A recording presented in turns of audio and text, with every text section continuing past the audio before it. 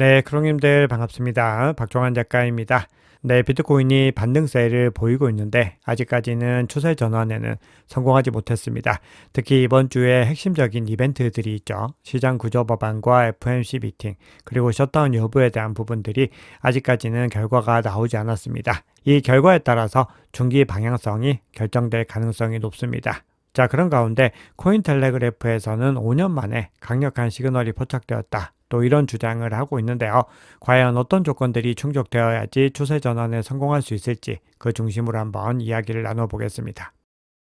네, 오늘 영상이 도움이 되셨다면 구독, 좋아요, 댓글, 알림 설정 정중히 부탁드리겠습니다. 네, 거시경제 이슈부터 한번 점검해 보겠습니다. 뉴욕 증시 3대 주가 지수는 혼조세로 마감을 했습니다. 다만 나스닥 같은 경우는 0.9% 이상 상승세를 보였는데요. 현재 시장에서는 AI 거품 논란이 계속해서 지속되고 있지만 또 한편으로는 주요 빅테크들이 깜짝 실적을 발표하지 않을까 이런 기대감들이 시장에 선반영이 되고 있습니다. 그래서 S&P 500 같은 경우는 사상 최고치를 또 경신을 했습니다. 현지 시각으로는 내일 장마감 이후입니다. 테슬라와 마이크로소프트, 메타 같은 M7의 주요 종목들이 장마감 이후에 분기 실적을 발표합니다. 그리고 이어서 현지 시각 29일에는 애플이 실적 발표를 앞두고 있습니다. 이번 주에 굵직한 이벤트들이 많은 가운데 실적 발표도 겹치면서 그야말로 슈퍼위크가 되고 있는데요. 어제는 주요 거시경제 지표 중에서 컨퍼런스 보드의 소비자 신뢰지수가 발표됐습니다. 이 지표가 이전치와 예측치를 월등하게 하회를 했는데요. 12년 만에 최저치를 기록을 했습니다. 미국 소비 경기가 구조적으로 둔화되고 있다는 신호를 보인 것이고 결국 이 시그널은 연준의 금리 인하와 유동성 전환 압력을 더 키우는 변수로서 작용할 수 있습니다. 위험자산과 비트코인의 구조적인 호재로 연결될 수 있다는 겁니다. 다만 이번 주 예정되어 있는 1월 FOMC 미팅에서는 금리 동결 전망이 여전히 97.2%로 확정적입니다. 자, 다음으로는 달러 인덱스 한번 살펴볼 텐데요. 최근에 트럼프 대통령이 달러 가치가 과도하게 떨어지지 않았다 이렇게 주장을 했지만 상황은 좀 다르게 흘러가고 있습니다. 미국 달러 인덱스가 4년 만에 최저 수준으로 떨어졌습니다. 해외 여러 국가에서 미 국채 매도가 증가하면서 달러 수요가 감소했고 결국 달러 가치 하락으로 이어진 겁니다. 그리고 이런 흐름들은 최근에 금과 은의 가격 상승과도 관계가 있습니다. 그리고 전통적으로 이 달러 약세는 비트코인에는 구조적인 순풍으로 작용을 했습니다. 그래서 시장에서는 현재 금과 은 다음으로 비트코인이 상승할 수 있다라는 기대감들이 나오고 있는데 이 달러 인덱스와도 다 연결고리를 가지고 가고 있는 겁니다. 자, 다음으로는 차기 연준 의장이 누가 될 것인가?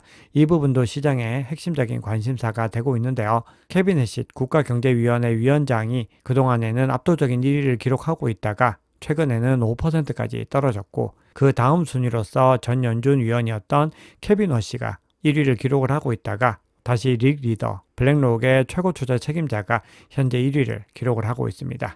코인데스크는 릭 리더가 만약에 임명될 경우에는 비트코인의 호재로 작용할 수 있다 이렇게 이야기를 하고 있습니다. 릭 리더는 그동안의 비트코인의 장점에 대해서 자주 언급을 해온 인물이고 지난 2020년에 이미 비트코인이 금을 대체하는 가치 저장 수단이 될 것이다 이렇게 주장을 했습니다. 그러면서 금괴를 교환하는 것보다 비트코인이 훨씬 더 실용적이다 이렇게 예측한 바 있기 때문에 릭 리더의 임명 시에는 비트코인의 호재가 되지 않을까 이런 기대감이 나오고 있습니다.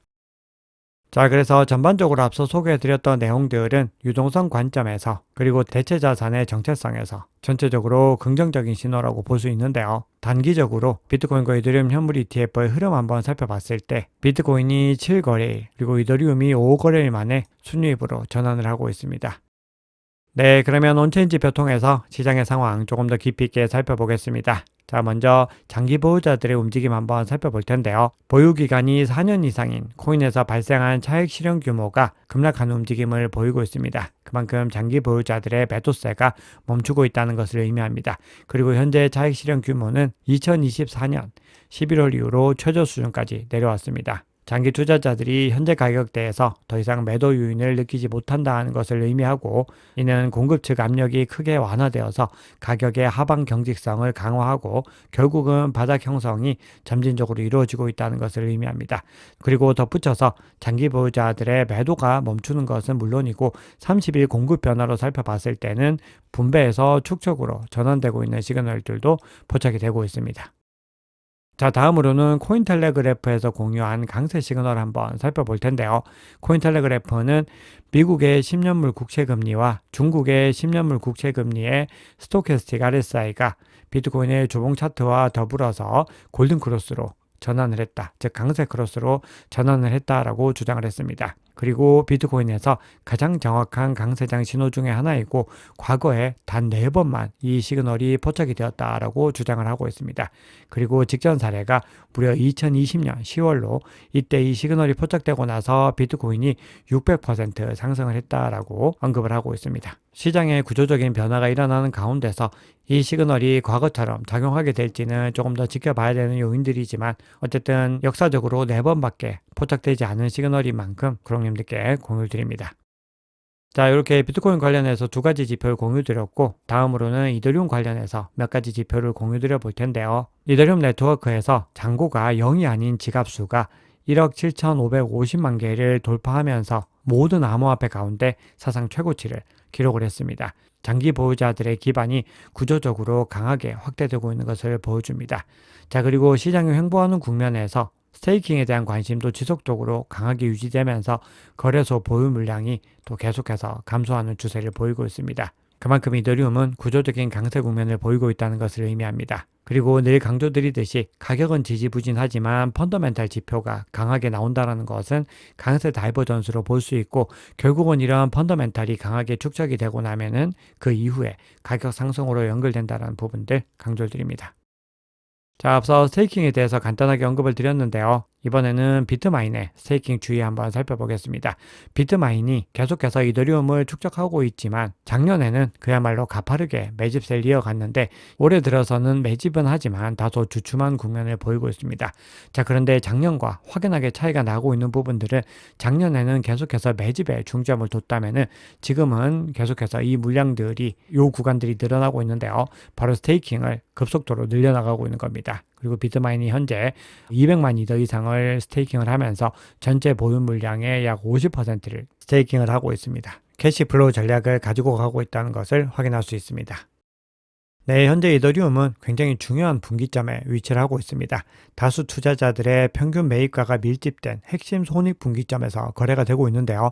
한번 차트에서 색상 한번 살펴보시면은 이 구간이 주황색으로 짙게 표시가 되어 있는 걸 볼 수 있는데 그만큼 많은 물량들이 밀집되어 있다는 의미입니다. 그래서 이 구간을 지켜낼 수 있으면은 매도 물량을 흡수하면서 바닥을 다지는 과정으로 해석할 수 있고 만약에 이 구간을 하방 이탈하게 됐을 때는 지지 밀도가 그 밑부분부터는 급격하게 얕아지기 때문에 미실현 손실 물량들이 리스크 관리 매도로서 전환될 가능성이 있습니다. 그래서 현재 구간을 잘 지켜내는지 한번 지켜보셔야 됩니다. 자, 마지막으로 스테이블 코인 시가총액 추이 한번 살펴볼 텐데요. 2024년에서 2025년까지는 스테이블 코인의 시가총액이 포물선 랠리를 그렸는데 현재는 횡보 국면을 보이고 있습니다. 그만큼 스테이블 코인 시장이 작년 4분기 이후로는 둔화되는 움직임을 보이고 있는 겁니다. 그리고 여기에는 USDT와 USDC의 시가총액 감소가 가장 중요한 원인으로 작용하고 있습니다. 특히나 이더리움 기반의 스테이블 코인 시가총액은 지난 일주일 동안에 70억 달러 감소를 하면서 단기 유동성 위축 신호가 강화되고 있는데요.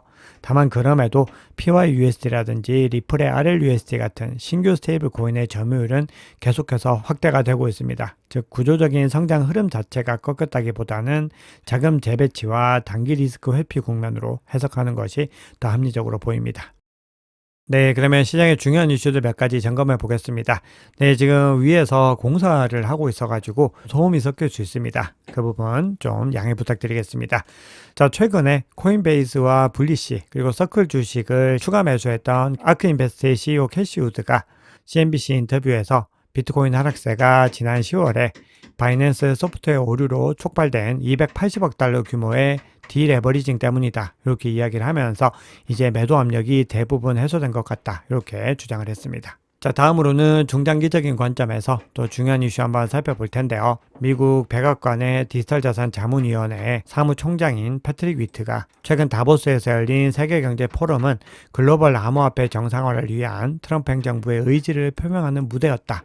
이렇게 주장을 하면서 트럼프 대통령이 암호화폐 수도 약속을 재확인했다. 이렇게 주장을 했습니다. 자, 추가적으로 미국에서 나타나고 있는 중요한 움직임 하나만 더 살펴볼 텐데요. 미국 애리조나주에서 암호화폐 과세 금지안이 상원 소위원회를 통과했다라는 소식이 전해졌습니다. 단기 시장은 여전히 방어적인 모습을 보이고 있지만 제도 그리고 정책적인 측면에서는 중장기 강세 전환 조건이 꾸준히 구축되고 있는 것을 확인할 수 있습니다.